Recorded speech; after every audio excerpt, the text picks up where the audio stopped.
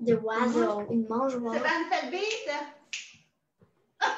Bonjour tout le monde, bienvenue au Facebook Live des bibliothécaires de la Commission scolaire de Montréal.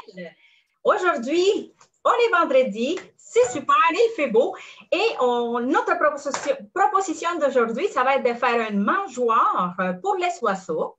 C'est super parce que les oiseaux, ben là, ils sont partout avec l'été qui s'en vient.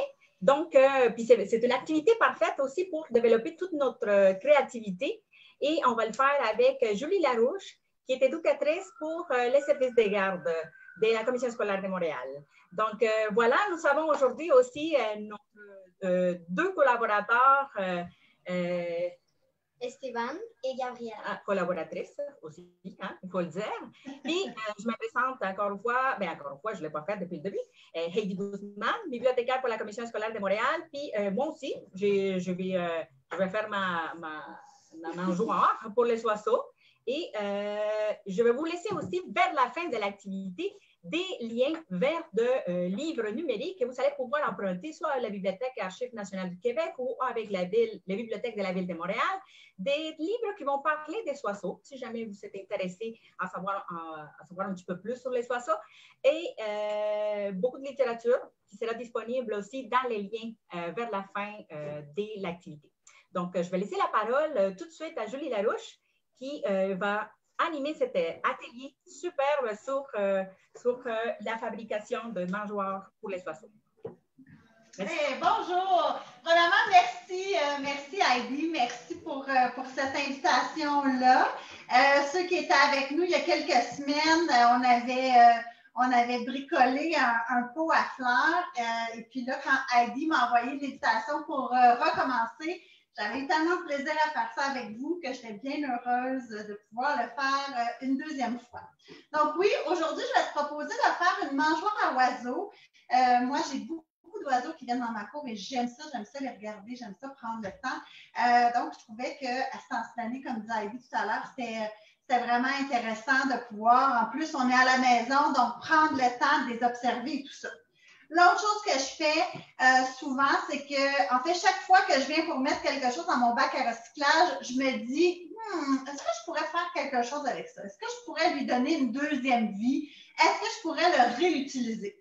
Alors, en fouillant sur Internet et tout ça, c'est de là que m'est venue l'idée de faire les mangeoires à oiseaux. Donc, je vais te montrer ce que j'ai fait. Aujourd'hui, ce matin, en t'attendant, j'ai fait d'autres modèles, j'ai avancé les choses pour te donner différents exemples. Mais ce que je disais la dernière fois, que je vais te redire encore plein de fois aujourd'hui, c'est laisse aller ta créativité. Il n'y a pas de bonne ou de mauvaise réponse. Tu peux vraiment t'amuser et faire tout ce que tu as envie de faire avec ton contenant. Donc, à la base, ça te prend, tu vois, je ne sais pas si tu la vois bien ici. Ça, c'est une des mangeoires que j'ai fait ce matin. Tu vois, j'ai mis deux petits trous ici pour l'accrocher.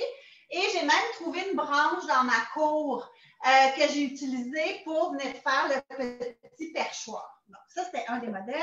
Et ça, c'est un autre modèle que j'ai fait aussi. Tu vois, j'ai fait des ouvertures des deux côtés.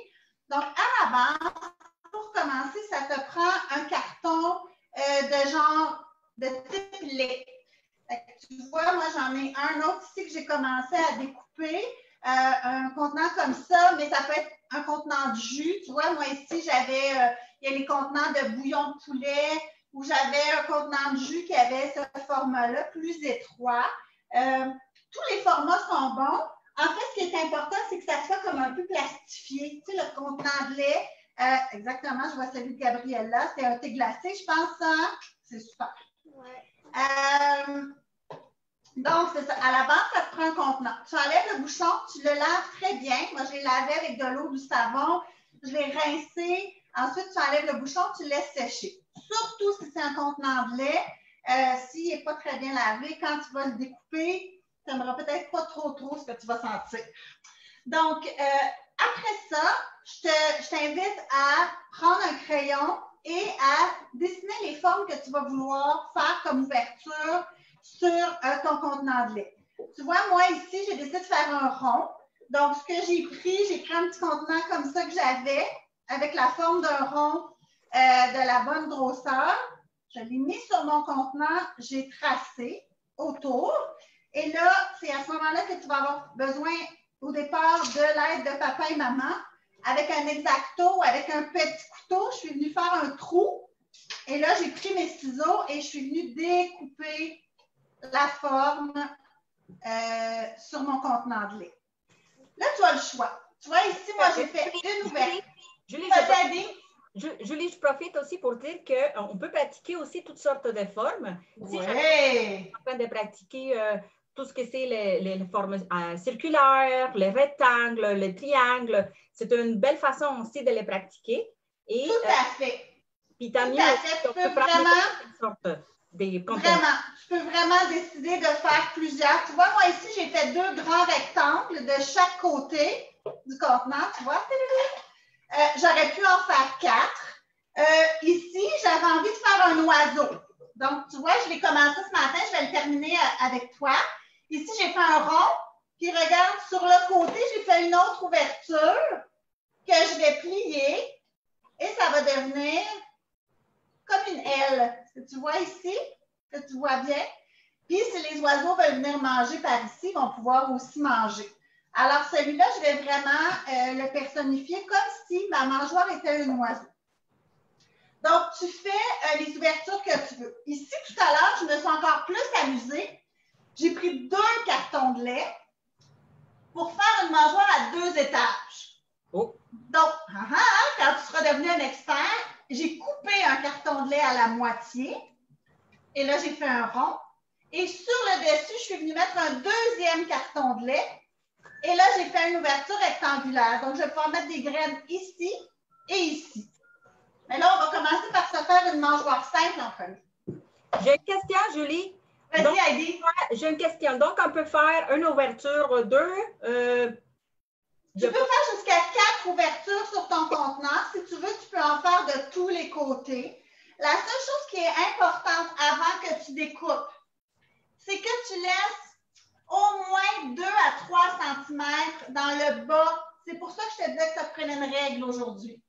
Que tu laisses 2 à 3 cm dans le bas de ta mangeoire pour que tu puisses être capable de venir mettre un petit bâton pour que les oiseaux puissent se percher. Si tu commences ton ouverture trop basse, à ce moment-là, tu ne pourras pas mettre de petits bâtons. Okay? Alors, moi, je te suggère environ 3 cm de chaque côté. Et c'est aussi pour que quand tu fais l'ouverture d'un côté, si tu veux faire une ouverture de l'autre côté pour que les oiseaux puissent, se percher des 2 côtés à la fois, à ce moment-là, il faut que tu t'assures que tu fais les ouvertures de la même grandeur des 2 côtés. Est-ce que tu me suis bien? Oui, on suit bien, puis on ne le savait pas, hein? On a comme la tendance à faire la forme que tu nous avais recommandé de faire, mais on n'avait pas pensé à cette idée-là de laisser les 3 cm. Oui, exactement. Donc, une fois que tu as dessiné toutes les formes que tu as envie de faire ou toutes les ouvertures que tu as envie de faire sur ta mangeoire,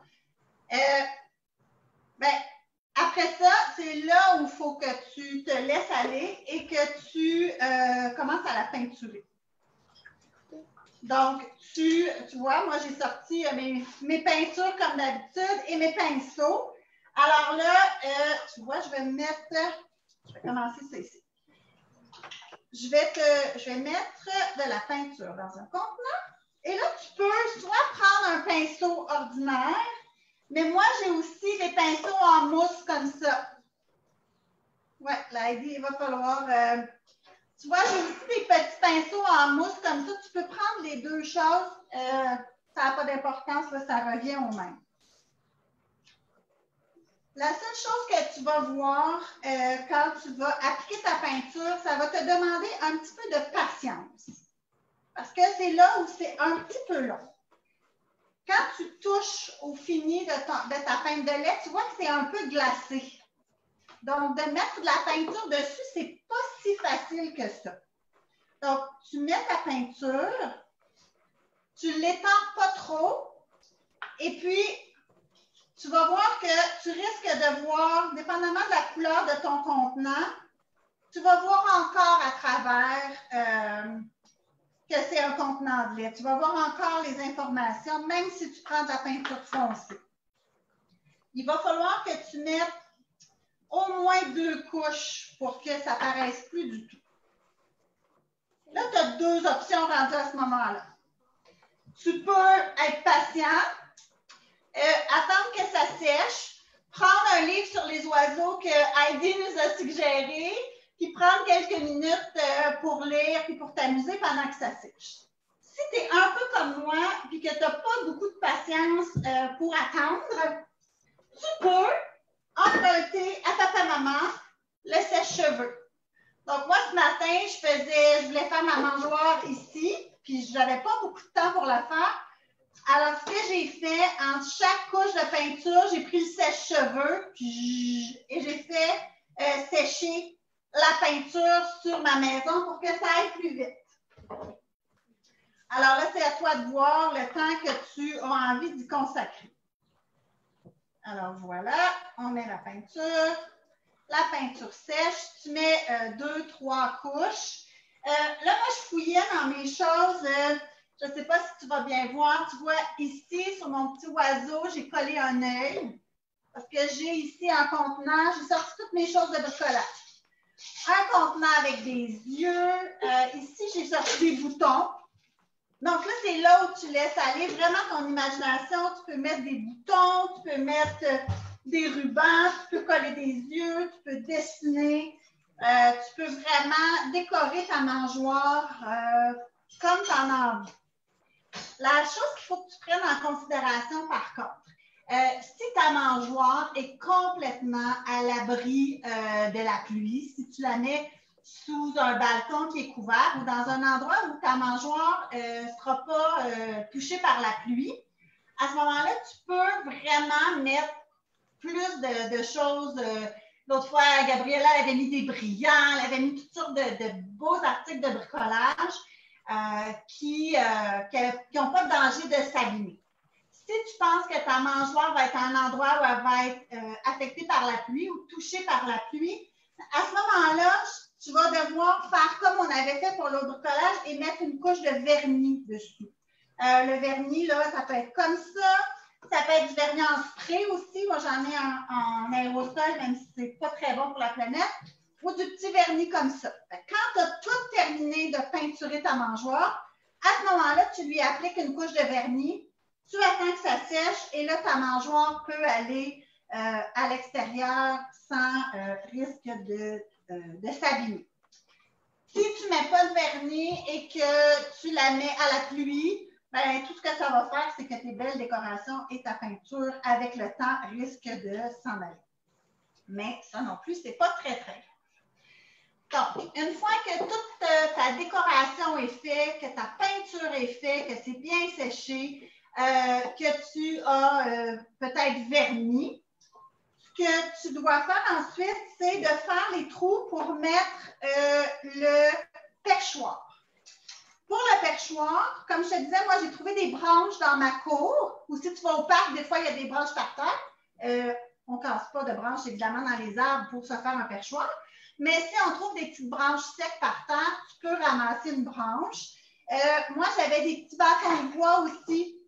Comme je te disais l'autre fois, je bricole vraiment beaucoup, donc j'ai quand même pas mal de matériel. Ça pourrait être aussi les bâtons on dit bâtons à café ou bâtons de popsicle. Les petits bâtons en bois, il y en a des larges, il y en a des moins larges. Tu vois, là, moi ici, j'en ai une sélection. Ça peut aussi tout simplement être une paille de plastique. Donc, si tu as des pailles à la maison en plastique, tu peux utiliser ça pour faire ton perchoir. Moi, ce que j'ai fait ici, parce que j'avais quand même une grande ouverture, c'était plus facile. Si tu as ça à la maison, j'ai pris un poinçon pour les feuilles. Et là, je suis venue ici dans ma mangeoire. Ça allait quand même assez bien. Je vais avoir les mains toutes bleues, ma peinture n'est pas sèche. Et là, tu viens tout simplement percer un petit trou et tu peux rentrer ton bâton. Si tu veux que ton bâton sorte des deux côtés, tu fais un trou, la même chose de l'autre côté, et tu peux à ce moment-là passer ton bâton des deux côtés. Sinon, Julie, est-ce que tu peux répéter le nom de l'outil que tu viens de dire? oui, je te le remonte ici. C'est un petit poinçon pour faire des trous dans les feuilles. Un poinçon. Oui, c'est possible que tu en aies à la maison. Si tu n'en as pas un, c'est pas grave du tout. Ce que tu fais à ce moment-là, ben, tu demandes encore à papa, maman de prendre un petit couteau de cuisine ou un petit ciseau et là, tu fais une ouverture dans ta mangeoire.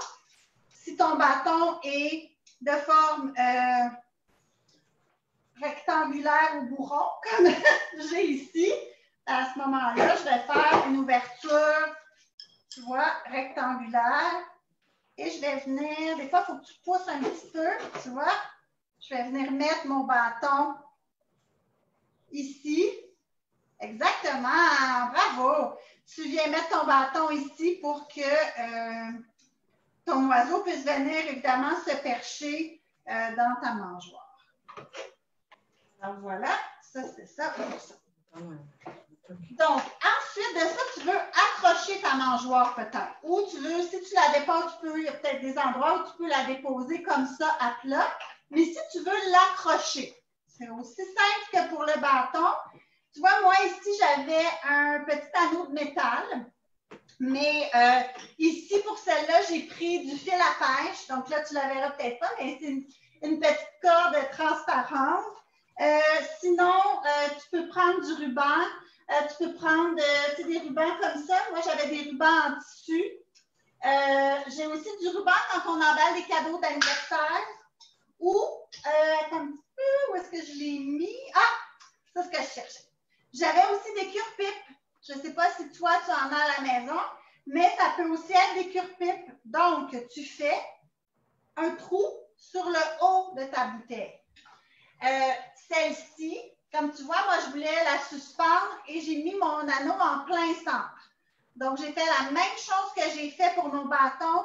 J'ai pris mon petit poinçon et j'ai fait un trou au centre. Tu peux aussi le faire avec un petit couteau. Là, c'est un bout de la boîte de carton qui est un peu plus rigide, un peu plus difficile à percer. Donc, il faut vraiment, vraiment être prudent. Faut vraiment que ce soit papa ou maman qui fasse ce bout-là parce que c'est difficile à percer. Sur cette mangeoire-là, je voulais la mettre à un endroit différent. Donc, j'ai percé 2 trous sur le côté et je vais la suspendre de cette façon-là. Tu vois, si tu vois mes mains, tu ne vois peut-être pas les fils parce qu'ils sont transparents, mais si tu vois mes mains, j'ai un fil dans chaque main. Donc, j'ai fait une ouverture de chaque côté de ma mangeoire pour me permettre de peut-être la glisser dans une branche ou dans quelque chose d'autre pour la suspendre. Si j'avais pris les cure-pipes, j'aurais fait le même principe. Tu vois, j'aurais passé ma corde ou mon cure-pipe à travers les trous que j'ai fait sur le dessus de ma mangeoire. Oh, vous entendez mon petit chat qui jappe. Excusez-moi. J'aurais passé les fils de chaque côté de ma mangeoire et je les aurais attachés comme ça. Tu vois, j'en aurais mis un de chaque côté et là, j'aurais pu suspendre ma mangeoire de cette façon-là. Une fois que tout ça c'est fait, on a fait beaucoup de choses là, hein? Une fois que tout ça c'est fait et que ta mangeoire est bien sèche, bien séchée, que tu as terminé de la décorer, qu'elle est vernie et que tout est prêt, tu es déjà rendu à la dernière étape. Et la dernière étape consiste à mettre des graines à oiseaux. Donc, moi, j'ai acheté des graines à oiseaux. Je pense que je les ai trouvées au magasin de dollars, mais dans les pépinières ou tout ça, c'est assez facile à trouver. Il y en a même à l'épicerie. Tu prends un petit contenant et là, tu viens doucement mettre des graines dans ta mangeoire. Tu n'en mets pas trop. Il ne faut pas que ça dépasse, évidemment, l'endroit où tu as fait tes ouvertures. Et là, tu remets ton petit bâton. Voilà. Tu remets ton petit bâton, ça sent bien. Et voilà. Je remets mon petit bâton des 2 côtés et tout ce qui me reste à faire, c'est d'aller accrocher ma mangeoire à l'extérieur et regarder les oiseaux venir prendre leur petit déjeuner. C'est voilà. ça, donc, tu nous as donné vraiment beaucoup d'idées, puis beaucoup de solutions aussi, si jamais on n'a pas le matériel. Je pense qu'on peut aller chercher dans la maison plusieurs choses qui pourraient servir pour le mangeoire. La mangeoire, soit, tu as parlé des fils, tu as parlé des cordes, tu as parlé de beaucoup de choses.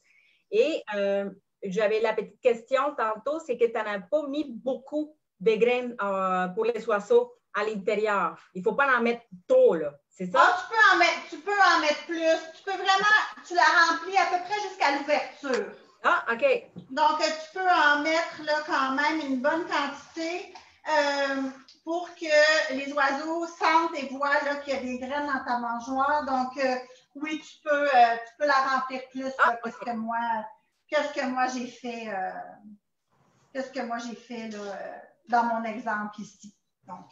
Mais c'est super, là. Nous, je pense que ça va prendre un peu de temps avant qu'on aille dehors pour mettre la mangeoire. Pour pouvoir les installer à l'extérieur, oui. On est plus ici dans la créativité. On est en train encore de la décorer. N'oublie pas, comme il avait dit Julie, tu peux utiliser toutes sortes de choses pour décorer. Moi, j'avais même, ici, tu vois, j'avais récupéré des capsules de café. Ceux qui prennent des machines à café automatiques, là, moi, je récupère les capsules. J'avais fait ça à l'école. Je les rince et tout ça. Et pour tu vois, mon pingouin ici, là, lui, je vais lui mettre des gros yeux avec des capsules à café. J'avais sorti des bouchons de liège aussi. Tu peux prendre des bouchons de liège. Vraiment, l'objectif, là, c'est un peu de faire une chasse au trésor au recyclage. Donc, tu fouilles dans tout ce que tu as à la maison ou dans tout ce qu'il y a dans ton bac à recyclage et là, tu t'en sers justement pour lui donner une deuxième vie et pour rendre ta mangeoire amusante et rigolote. Et c'est bien ça parce qu'on peut tous être à l'affût à la maison. Mettons que tu es en train d'utiliser la boîte à jeux ou qu'il y a d'autres matériels que tu peux voir comment tu pourrais lui donner une deuxième vie plus tard. Là, vous allez pouvoir être comme à l'affût puis les voir tout de suite et dire « Ah, peut-être ça, quand ça va être terminé, mais je vais pouvoir l'utiliser pour faire mon petit projet. » Très intéressant comme idée. Donc, je vous invite à les faire à la maison. C'est le moyen parfait pour recycler puis donner une deuxième vie aux choses qu'on utilise à la maison. Oui, exactement. Oui, donc merci Julie pour cette activité. Comme je l'ai dit tantôt, tu nous as donné beaucoup de conseils. Je pense qu'ici, on va continuer avec l'étape de créativité. Oui. Je crois qu'elle va être assez longue avant qu'on commence à faire les perchoirs. Oui. Et on avait utilisé, en passant, on avait utilisé des bâtons, on avait mangé des brochettes hier, puis on les a réutilisés. Ce qu'on a fait, c'est qu'on les a lavés. Puis voilà, on les réutilise encore une fois pour pouvoir pour que les petits oiseaux soient confortables en train de manger. Donc voilà, ça aussi, c'est matière de recyclage. Vraiment. Et merci beaucoup, Julie, d'être avec nous. Et moi, j'ai mis les matériaux dans la description de ce Facebook Live. Et comme je l'ai dit au début, il va y avoir aussi des suggestions de lecture pour connaître un petit peu plus les oiseaux. C'est sûr que c'est la meilleure façon aussi de les observer. Ils vont venir chez toi, donc tu vas pouvoir peut-être faire un petit carnet sur les oiseaux. Et avec un livre, ça va te permettre aussi de déterminer quelle espèce. Les identifier, ça c'est merveilleux. Oui, c'est super. Donc, faire un petit carnet, c'est une bonne idée à partir des suggestions qu'on vient de faire. Et merci, Julie. Merci à toi, Heidi. Je voudrais prendre 2 secondes pour te dire merci encore. J'ai vraiment aimé ça. Merci, Gabriella. Merci, Esteban. Merci aux bibliothécaires de la CSM. Je trouve que vous avez eu une idée vraiment merveilleuse pour nous aider à passer à travers ce confinement-là. Et là, je vous dirais, lisez, amusez-vous, jouez, soyez créatifs, bricolez, puis passez un bel été. Passez un bel été tout le monde. Bye! Ah, les bibliothécaires, on se voit mercredi. Il va y avoir aussi un autre événement avec un conseiller pédagogique à la sexualité. On va parler d'autre chose, mais on vous attend mercredi prochain. L'événement va être publié d'ici quelques jours. Merci, Julie. Merci, Heidi. Et bye bye, Nora, si tu nous vois. Bye bye, les amis. Bye.